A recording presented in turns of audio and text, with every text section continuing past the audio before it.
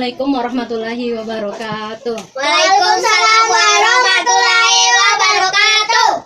Baiklah semuanya, selamat pagi. Pagi-pagi tetap semangat.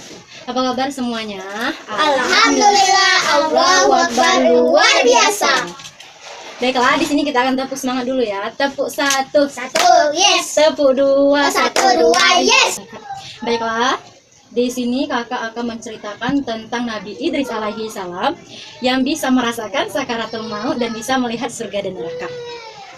Baiklah, sebelumnya apakah adik-adik sudah mengetahui cerita dari Nabi Idris? Belum. Baiklah, kalau belum, kakak akan menceritakan tentang Nabi Idris alaihi salam.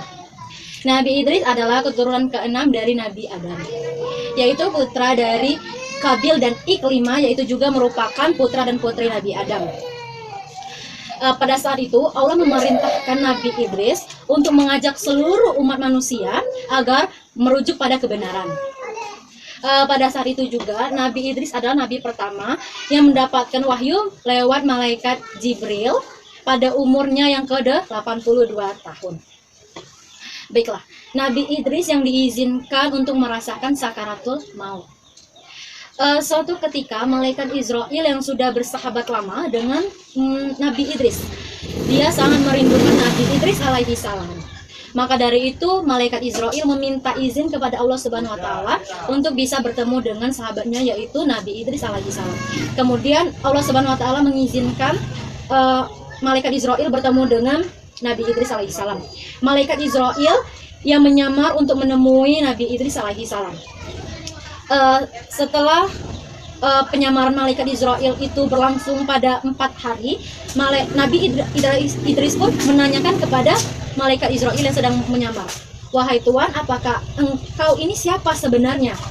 Dan malaikat Israel pun menjawab, "Wahai Nabi Allah, aku adalah malaikat Israel, yaitu sahabatmu." Setelah berbincang-bincang dengan malaikat Israel, Nabi Idris pun meminta permintaan yang unik kepada malaikat Israel, yaitu bisa merasakan sakaratul maut, yang dimana kata orang banyak sakaratul maut ini merupakan sangat dahsyat rasanya, dan Nabi Idris pun ingin merasakan itu. Nabi Idris alaihissalam memohon dan meminta agar malaikat Israel itu menyabut nyawanya dan bisa merasakan sakaratul maut tersebut. Nah, dan malaikat Israel pun menjawab, "Wahai Nabi Allah, aku tidak bisa melakukan apapun kecuali dengan seizin Allah." Malaikat Israel pun meminta restu dan meminta izin kepada Allah Subhanahu wa taala agar bisa menyabut nyawa Nabi Idris. Dan Allah merestui dan mengizinkan malaikat Israel untuk menyabut nyawa Nabi Idris. Pada saat itu juga nyawa Nabi Idris dicabut oleh malaikat Israel dan menghidupkannya kembali. Setelah itu Nabi Idris menangis sejadi-jadinya dan tidak bisa membayangkan bagaimana umatnya dan manusia lain yang bisa merasakan begitu dahsyatnya rasa sakaratul maut tersebut. Dan setelah kejadian itu, Nabi Idris pun sangat giat mengajak umatnya untuk selalu berada kepada kebaikan dan jujur untuk hal-hal kebenaran. Dan setelah itu, Nabi Idris yang bisa melihat surga dan neraka. Nabi Idris dan malaikat Israel yang sedang beribadah pada saat itu, lagi-lagi Nabi Idris meminta permintaan yang unik lagi, yaitu ingin melihat surga dan neraka. Dan malaikat Israel pun menjawab, "Wahai Nabi Allah, aku tidak bisa melakukan apapun kecuali dengan seizin Allah Subhanahu wa taala." Maka dari itu malaikat Israel meminta izin kepada Allah dan Allah mengizinkan. Setelah itu keduanya langsung ke neraka. Setelah hampir dekat dengan neraka, Nabi Idris pun sangat takut karena Nabi Idris ini melihat penjaga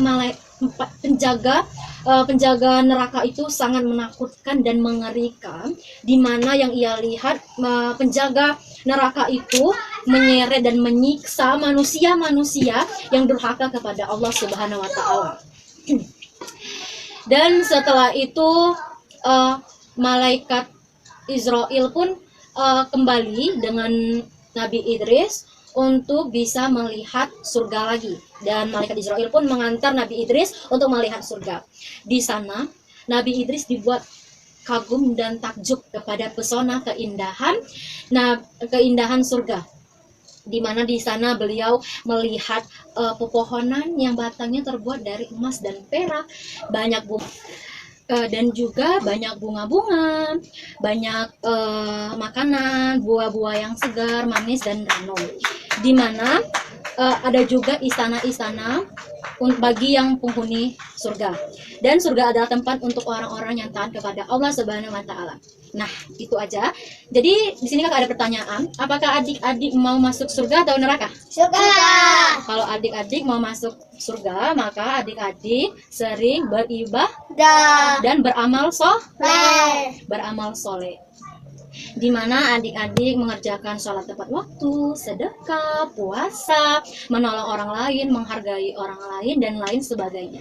Jadi itu saja kisah dari Nabi Idris. Wabillahi dan kurang kakak mohon maaf. Kepada Tuhan kakak mohon ampun. Wabillahi taufiq wal hidayah. Wassalamualaikum warahmatullahi wabarakatuh. Waalaikumsalam warahmatullahi